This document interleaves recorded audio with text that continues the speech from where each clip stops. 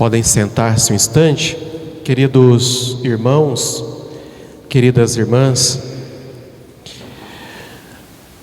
Celebramos hoje já a figura de dois discípulos, dois apóstolos, mártires, que por caminhos diferentes e muito lentamente chegaram a crer em Jesus. São os dois pilares da igreja, Pedro e Paulo. São diferentes na vocação, no caráter, no estudo, na missão. Estão unidos no amor, na fé em Jesus Cristo e a igreja. Nós não celebramos São Pedro e São Paulo para aumentar a nossa devoção a eles, ainda que nós podemos até pedir a intercessão deles, não é proibido, mas principalmente pode ser por duas coisas, por dois motivos: para celebrar a vida que nasce, que brota do sangue derramado por eles, pelo martírio deles por amor a Jesus Cristo, por isso do vermelho. E segundo, celebramos São Pedro e São Paulo para que nós tenhamos clareza que com eles tem o início da igreja. A igreja primitiva inicia-se com São Pedro e São Paulo. Vamos iniciar então São Pedro. São Pedro é a rocha firme. Claro que a gente sabe que a rocha é o próprio Deus. Quando ele diz: tu és Pedro, sobre esta pedra, ele fica: que pedra? O próprio Deus.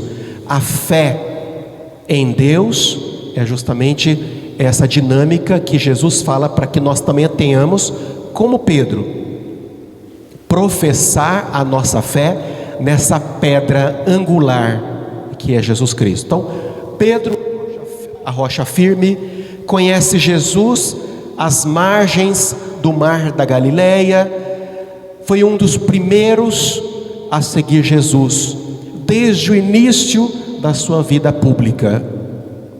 Em Cesareia de Filipe, que é o evangelho de hoje, ele reconhece Jesus como o Cristo, o Messias, o Filho do Deus vivo. A tradição da igreja diz que São Pedro morre de crucificado, de cabeça para baixo, no ano de 64, possivelmente no ano 64. São Paulo, missionário incansável, nunca esteve pessoalmente com Jesus Cristo. Teve com o ressuscitado, mas com Jesus pessoalmente nunca teve. Se converte com uma aparição do Cristo ressuscitado, quando ele ia para Damasco, capital da Síria. No caminho ele se converte. Tem até um termo que os Atos dos Apóstolos 3 vezes apresenta: ele cai do cavalo.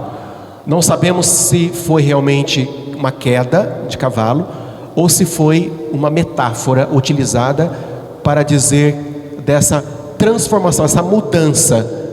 Ele acreditava em algo e a partir daquele momento ele passa: o que eu estou fazendo da minha vida? É mais ou menos assim a queda de cavalo. Então, um dia, ao ser iluminado por uma forte luz vinda do alto, ele faz essa bela experiência. E é justamente essa experiência que podemos dizer que é a metáfora da queda do cavalo. E o livro dos Atos dos Apóstolos apresenta 3 vezes essa conversão. Compreende São Paulo que Jesus é o Messias nesse momento da queda do cavalo. Muda completamente a sua vida. São Paulo andou, fundou comunidades, muito mais que o próprio Jesus. Enquanto Jesus ficou ali restrito à Palestina, a Israel, São Paulo foi por todos os lados, fundou diversas comunidades. Por ser cidadão romano, e o Império Romano dominava a Palestina, só para vocês terem uma ideia, como é longe o negócio, né? O Império Romano, a sua onipotência, Roma era a grande capital do Império Romano. Hoje, se você for de Roma a Tel Aviv de avião, você vai levar 4 horas de avião, isso a 1000 km/h. Então vocês têm a onipotência desse Império Romano. E tudo isso ele não fez de avião.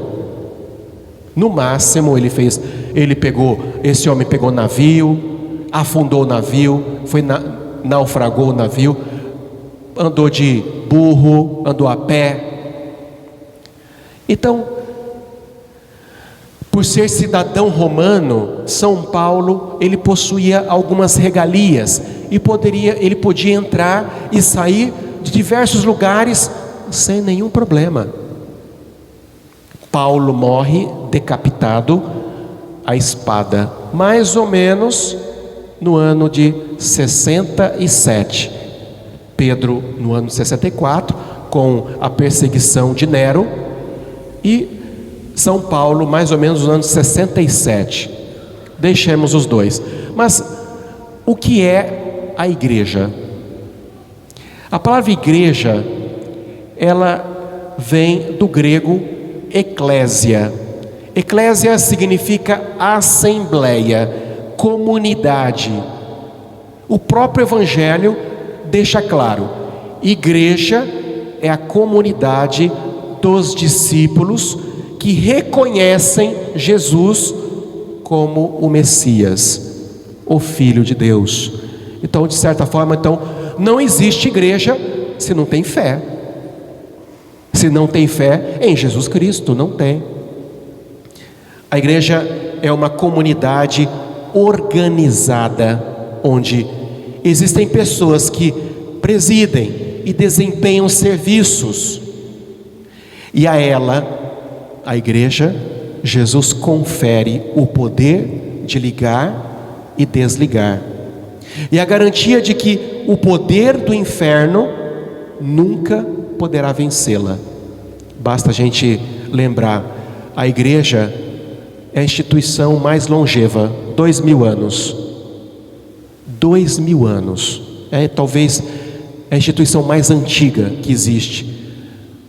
Entra papa, sai papa, entra bispo, sai bispo, entra padre, sai padre, um melhor do que o outro, um pior que o outro, esse que fez.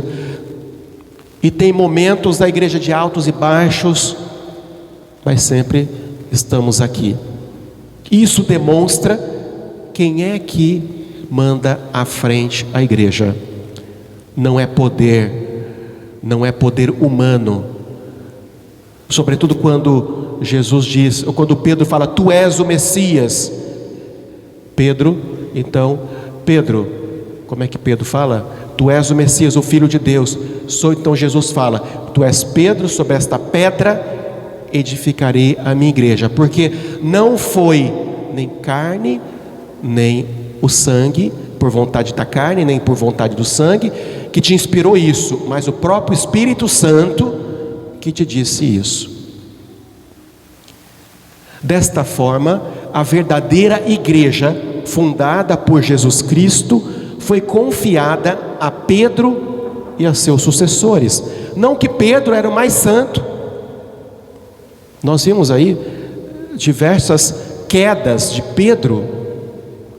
Sobretudo Jesus fala: sai daqui, porque você é como Satanás, você para mim é pedra de tropeço. Em várias ocasiões Pedro, ele cria obstáculos, dificulta, mas foi justamente este Pedro que vai ser o primeiro Papa. A palavra Papa, ela foi criada depois. Pedro morre sem saber que ele era o primeiro Papa. Ele tinha a clareza que ele era o chefe. Desde Pedro, ele tinha a clareza que ele era o cabeça daquilo que estava se iniciando. Mas a palavra Papa vem depois. Por isso nós celebramos hoje o dia do Papa. Por quê? Por dia de São Pedro. Papa é o chefe visível da igreja na terra.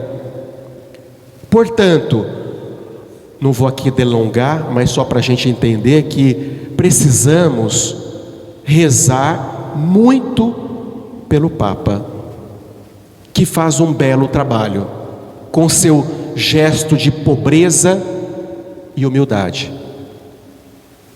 A sua missão é espinhosa, é difícil, sobretudo pelas mudanças rápidas e violentas dentro e fora da igreja.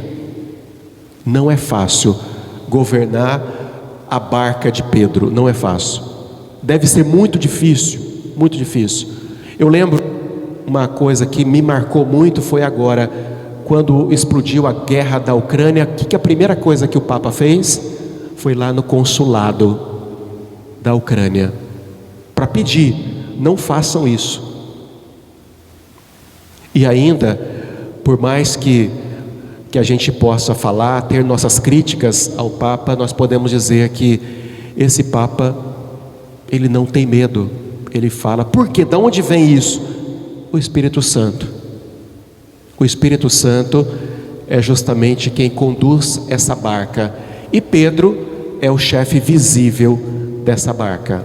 Então, demonstremos concretamente o nosso amor, a nossa obediência, o nosso carinho, a nossa comunhão e oração ao chefe da igreja, ao Papa Francisco.